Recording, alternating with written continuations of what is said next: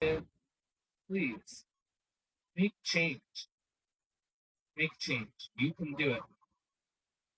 Yes. Let's listen for a minute. You're right.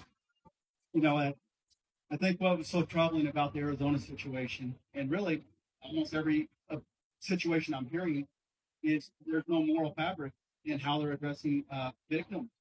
They're actually attacking victims. I personally experienced that attack from on the instructions of the church attorney. I can't tell you how harmful that attack is to a victim, or a victim's family. In my case, to have lost a son and then to have my church come at me because I wanted a little bit of justice. The Mormon scripture, our church scriptures say, justice cannot rob, mercy cannot rob justice. But that's exactly what they're doing. And what they did in Arizona, there was no justice for those girls. They're attacking the victim. Where's the moral fabric in what they're doing? Yeah, so one of the things that I want to say to that is that they're asking the wrong question.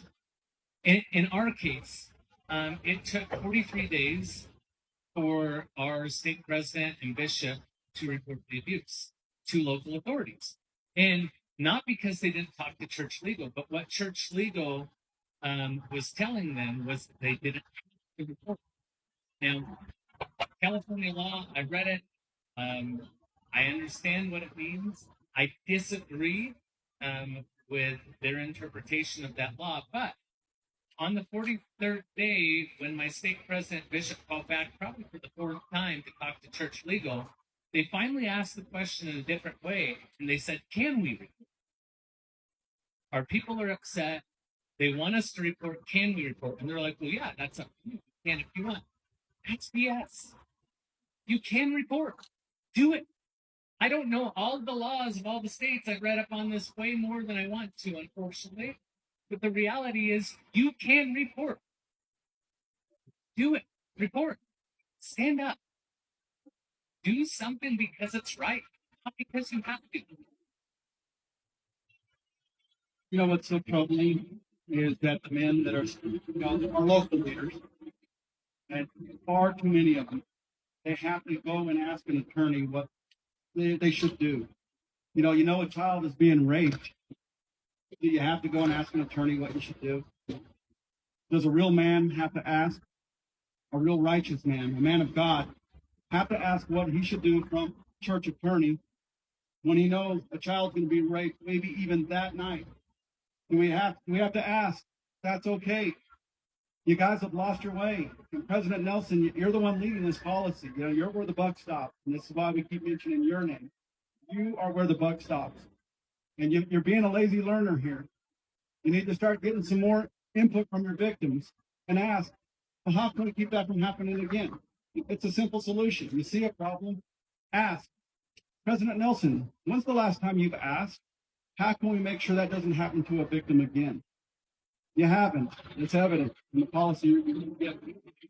One of the things that I really want to say about the church's policy, I've been asked multiple times from my friends who've seen my family go through this frustration and pain, what could be done differently?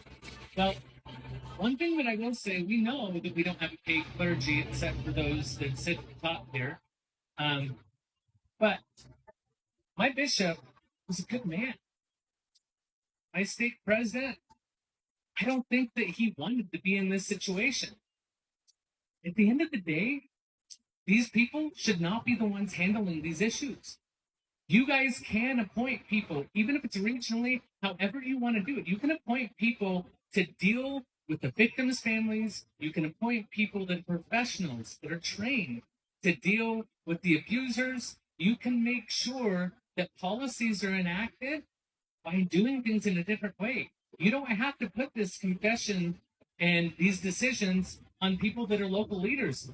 Our abusers, our child's abusers' parents were very good friends, and they were in the bishopric and in the Young Women's President. And I mean, that makes it very difficult for their previous, or for their bishop and for their stake president, who was the bishop with this counselor for years, a very long-standing relationship. How are they supposed to make good decisions in that?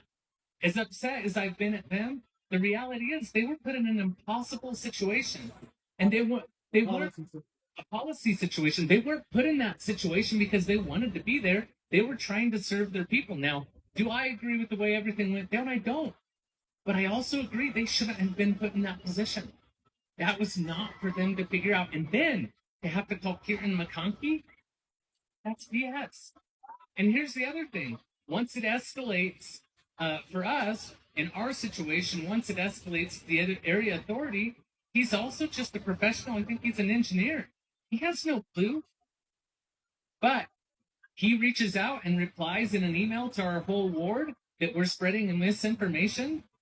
Come on, step up, stand up, do what's right.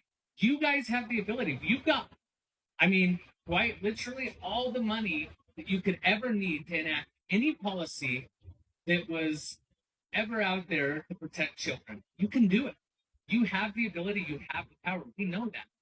Instead of using that power to protect children, you're paying those bills to Kieran McConkey. You're paying them millions and millions and millions of dollars per year to defend child abusers.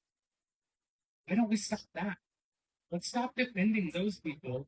Let's start enacting good policies. Hire professionals that can actually deal with and enact policies. Nobody wants to go to church with a child molester. Nobody does.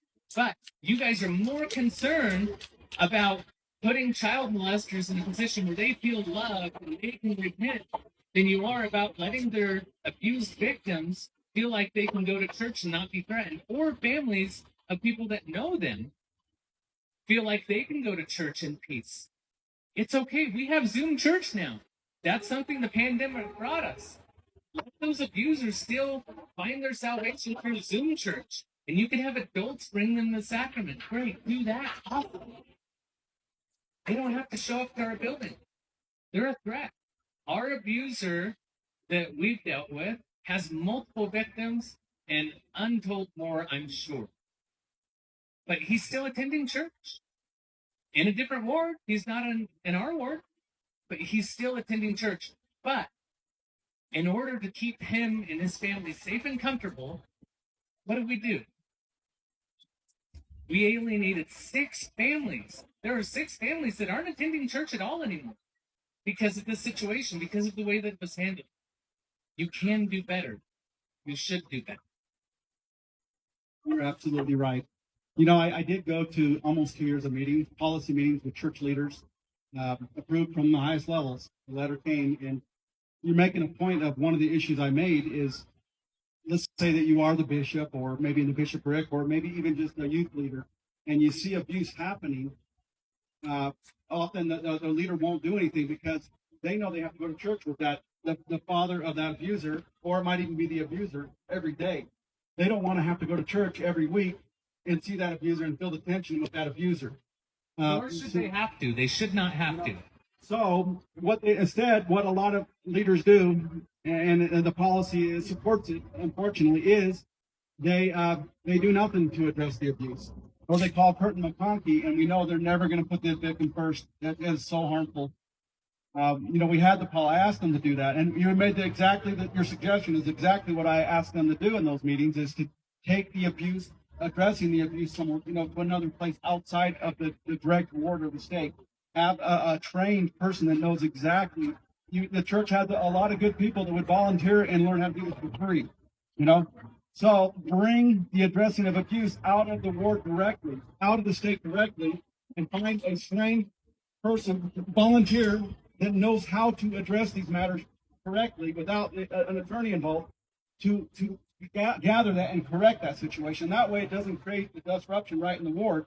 It's going to be a person outside of that ward managing that conflict of abuse.